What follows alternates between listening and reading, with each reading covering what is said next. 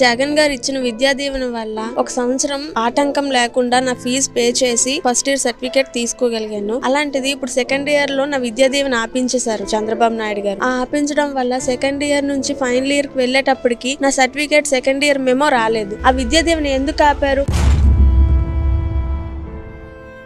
మాకు కాపునాస్తం ఇచ్చారండి. ఆ కాపునాస్తం ఇస్తే మేము సామాన్లన్నీ కొనుక్కొని ఒక అభివృద్ధిలోకి వచ్చాం. 4 విడతలుగా వేశారు మాకు. చంద్రబాబు నాయుడు అడ్డేశారండి. అది ఎంతవరకు కరెక్టా మీరే చెప్పండి. మా పాపకు నేను చదివించలేని పరిస్థితిలోనే అతను వేసారు కాబట్టి నేను చదివించుకున్నానండి. నాకు ఇంతకుముందు ఇన్పుట్ సబ్సిడీ వచ్చింది, ప్రజెంట్ ఇప్పుడైతే రాలేదు. నారా చంద్రబాబు నాయుడు గారు రాజకీయ కుయుక్తులతో అది కోర్టుకు వేసి బడ్జెట్ నిలిపివేసినాడనేది జరిగింది. మొన్న వాలంటరీ వ్యవస్థను ఆపేశారు. నిన్న పెన్షన్లకి చాలా ఇబ్బంది పడేటట్టు ముసలివాళ్ళు చేశారు. ఈ రోజు కాపు నేస్తం అని, చేయూతని, మిగతా విద్యా దీవెనని, వసతి దీవెనని